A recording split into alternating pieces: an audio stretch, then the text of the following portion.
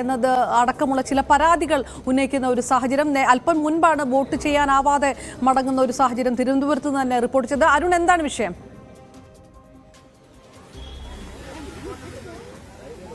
അപർണ, തിരുവനന്തപുരം ലോക്സഭാ മണ്ഡലത്തിലെ കുന്നുകുഴി UPS ലാണ് സംഭവം. രാജേഷ് എന്ന വടേക്കാട് സ്വദേശി യുവാവ് അദ്ദേഹം വോട്ട് ചെയ്യാനെത്തുമ്പോൾ വോട്ട് മറ്റാരോ ചെയ്തതായി ശ്രദ്ധയിൽപ്പെടുകയായിരുന്നു. തുടർന്ന് പോളിംഗ് ഓഫീസർമാരോട് പരാതി പറഞ്ഞു. ആദ്യം കൂടുതൽ രേഖകൾ ആവശ്യപ്പെട്ടു രാജേഷിനെ ഉദ്യോഗസ്ഥർ ആവശ്യപ്പെട്ടു. ഇപ്പോൾ രാജേഷിന്റെ ദൃശ്യങ്ങൾ നമുക്ക് പോലീസ് ഉദ്യോഗസ്ഥർ നിൽക്കുന്ന ആളാണ് രാജേഷ്. ആ വിഷയത്തിലേക്ക് പോകാമെന്ന് കരുതുന്നു. രാജേഷ് പോലീസ് സംസാരിക്കുന്ന യുവാവാണ്. അദ്ദേഹത്തിന്റെ വോട്ടാണ് നഷ്ടപ്പെട്ടത്. പിന്നീട് അദ്ദേഹം വീണ്ടും രാഷ്ട്രീയ പാർട്ടി പ്രവർത്തകരുമായി വന്ന് പരാതി പറഞ്ഞ ശേഷമാണ് ടെൻഡർ വോട്ട് ചെയ്യാനുള്ള അനുമതി നൽകിയത്. ടെൻഡർ വോട്ട് ചെയ്ത് രാജേഷിന് പിന്നീട് വോട്ട് ചെയ്യാൻ അവസരം നൽകി. പക്ഷേ അവിടെ ആ വോട്ട് മറ്റാരോ ചെയ്തു. അതാണ് അതിൽ ഏറ്റവും പ്രധാനപ്പെട്ട കാര്യം. എങ്ങനെയാണ് അത് സംഭവിച്ചെന്ന കാര്യത്തിൽ ഉദ്യോഗസ്ഥർക്ക് വ്യക്തതയില്ല. രാജേഷ് ഇവിടെ ഉണ്ട്. രാജേഷ്, എന്താ സംഭവിച്ചത്? പരാതി എന്ന് പറഞ്ഞാൽ ഒത്തിരി നമ്മൾ നീക്കി വെക്കും.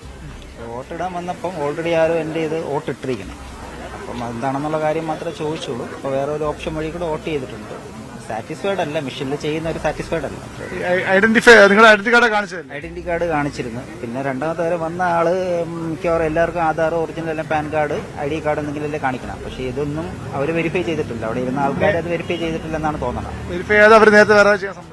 അത് അവരോട് ചോദിക്കണം. എല്ലാ പ്രാവശ്യവും ഇവിടെ തന്നെ ഇപ്പൊ തൊട്ടടുത്തുള്ള കുടുംബ റെസ്റ്റോറന്റ്. വേറെ പരാതി കൊടുക്കാൻ പറ്റില്ല. വേറെ പരാതിയല്ല. അതാണ് രാജേഷാണ് പ്രതികരിച്ചത്. രാജേഷിന്റെ വോട്ട് മറ്റാരോ ചെയ്തിരിക്കുന്നു. കൃത്യമായ പരിശോധന, ഐഡന്റിറ്റി പ്രൂഫ്, അതായത് തിരിച്ചറി കാർഡൊക്കെ പരിശോധിച്ച ശേഷമാണ് സാധാരണഗതിയിൽ വോട്ട് ചെയ്യേണ്ടത്. അങ്ങനെ പരിശോധിച്ചാണെങ്കിൽ എങ്ങനെ ഈ വോട്ട് ക്രമനമ്പർ മാറിപ്പോയാലും ആളുടെ മറ്റു രേഖകൾ പരിശോധിക്കണം, തിരിച്ചറി കാർഡ് രേഖ പരിശോധിക്കണം.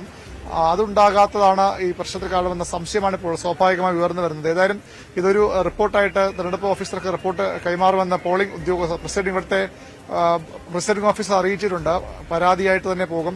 എങ്ങനെയാണ് വോട്ട് മാറിപ്പോയെന്ന കാര്യത്തിലാണ് ഇനി വ്യക്തത വരേണ്ടത്. ഏതായാലും ഇത് സാധാരണഗതിയിൽ കള്ള വോട്ടിന്റെ രീതിയായി തന്നെ പറയണം. ഒരാളുടെ വോട്ട് മറ്റൊരാൾ അബദ്ധത്തിൽ ചെയ്തു പോകാനുള്ള സാഹചര്യങ്ങൾ സാധാരണഗതിയിൽ ഇവിടെയില്ല. അപ്പോഴും ഈ രേഖകൾ പരിശോധിക്കാതെ എങ്ങനെ വോട്ട് ചെയ്തു?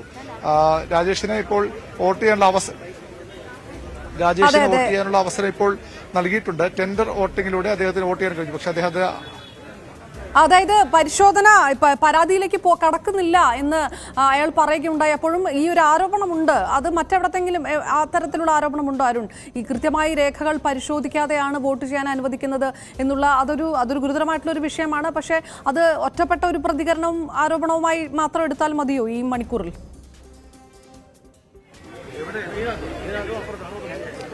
സ്വാഭാവികമായും അത്തരത്തിൽ പരാതി റിപ്പോർട്ടായത് പോകും. പോളിംഗ് ഓഫീസർ പരാതി നൽകും. അത് സ്വാഭാവിക നടപടിക്രമമാണ്. മറ്റെവിടെയെങ്കിലും ഇത്തരത്തിലുള്ള വോട്ട് മാറിപ്പോയ പരാതികൾ ഇതുവരെയും ലഭിച്ചിട്ടില്ല. ഇതൊരു ഒറ്റപ്പെട്ട സംഭവം, ഇതുവരെ നമുക്ക് ഒറ്റപ്പെട്ട സംഭവമായി കണക്കാക്കാം. ഈ ബൂത്തിൽ മറ്റു ചില പ്രശ്നങ്ങളുള്ളത്. വളരെ മന്ദഗതിയിലാണ് പോളിംഗ് മുന്നോട്ട് പോകുന്നത്. നിരവധി ആളുകൾ, വലിയ ക്യൂ, രാവിലെ മുതൽ വന്ന് നിൽക്കുന്ന ആളുകളുണ്ട്. അതിന്റെ ഒരു രാഷ്ട്രീയ പാർട്ടി പ്രവർത്തകരുടെ പ്രതിഷേധവും ഒക്കെ ഇവിടെ ഇപ്പോൾ നമുക്ക് കാണാം.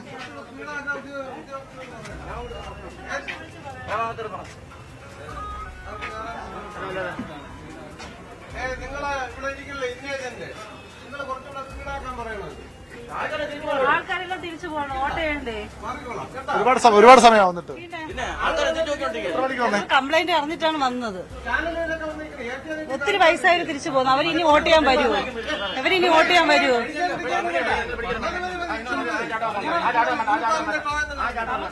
വോട്ടിംഗ് നടക്കണ്ടേ? കറക്റ്റ് വോട്ടിംഗ് നടക്കണ്ടേ?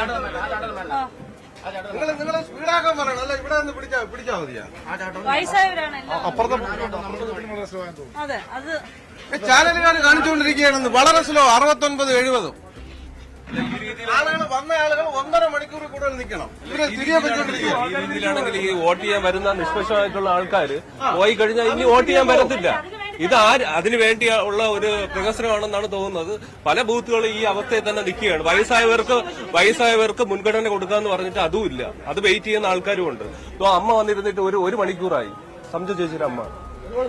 ഇതെങ്ങനെ ഇത് മുന്നോട്ട് പോകാൻ വലിയ ബുദ്ധിമുട്ടാണ്. ഇത് തന്നെയാണ് ഈ കുന്നുകുഴി UPS കുറച്ചു നേരമായിട്ട് വോട്ടിംഗിൽ ഒരു മന്ദഗതിയുണ്ട്.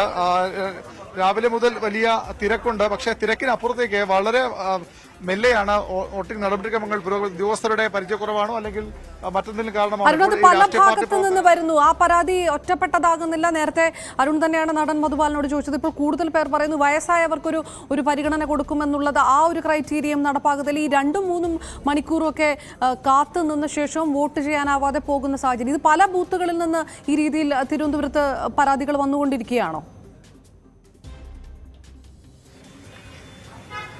തീർച്ചയായും. നമ്മൾ നേരത്തെ സാൽവേഷൻ ആർമി സ്കൂളിലാണ് നടൻ മധുപാൽ അത്തരം ഒരു പരാതി 2 മണിക്കൂറേറെ ക്യൂ നിന്നിട്ട് വോട്ട് ചെയ്യാതെ മടങ്ങിപ്പോയിരുന്നു. ഇത് ഒരു പരാതി മാത്രമല്ല, വസ്തുതയുണ്ട്. കാരണം ഞാൻ രാവിലെ മുതൽ ഇവിടെ ഉണ്ട്, ഈ ബൂത്തിൽ വന്നതാണ്. ഇവിടെ 1 മണിക്കൂറിലേറെ എങ്കിലും മിനിമം ക്യൂ നിന്നാണ് 2 ബൂത്തുകൾ 4 ബൂത്തുകളാണ് കുന്നുകുഴി UPS-ലുള്ളത്. അതിൽ 2 ബൂത്തുകളിലാണ് ഇത്രയധികം വേഗക്കുറവ് പോളിംഗിനുള്ളത്. 169, 170 ബൂത്തുകളിൽ 170-ലാണ് ഒരു വോട്ട് മാറി ചെയ്ത സംഭവം ഉണ്ടായത്. സ്വാഭാവികമായി ഉദ്യോഗസ്ഥരുടെ പരിചയക്കുറവാണോ അല്ലെങ്കിൽ മറ്റെന്തെങ്കിലും കാരണമുണ്ടോ എന്ന് അറിയേണ്ടതുണ്ട്. ഇവിടെയും വലിയ ആ രീതിയിലുള്ള ഒറ്റപ്പെട്ട പ്രതികരണങ്ങൾ വരുമ്പോഴും പോളിംഗ് ശതമാനം കൂടുന്ന റിപ്പോർട്ട് തന്നെ 26.26%, 27-നടുത്തേക്ക് വരുന്നു. കേരളത്തിലെ പോളിംഗ് 4 മണിക്കൂർ കടക്കുമ്പോൾ അത് തിരുവനന്തപുരത്ത് 25.66%, ആറ്റിങ്ങൽ 27.81 കടക്കുന്നു. കൊല്ലത്ത് 25.94, പത്തനംതിട്ടയിൽ 26.67%, മാവേലിക്കരയിൽ 26.76, ആലപ്പുഴയിൽ 27 കടന്നിരിക്കുന്നു. കോട്ടയത്ത് 26.41, ഇടുക്കിയിൽ 26.12, എറണാകുളത്ത് 25.92, ചാലക്കുടിയും 27 കടന്നിരിക്കുന്നു, 27.34, തൃശൂരിൽ 26.41%, പാലക്കാടും 27 കടന്നിരിക്കുന്നു, 28-ന് അടുത്തേക്ക് വരുന്ന സാഹചര്യം പാലക്കാട്. ആലത്തൂര് 26.19, പൊന്നാനിയിലാണ് ഇതുവരെയുള്ളതിൽ വെച്ച് കുറഞ്ഞ പോളിംഗ് രേഖപ്പെടുത്തിയിരിക്കുന്നത്, 23.22%.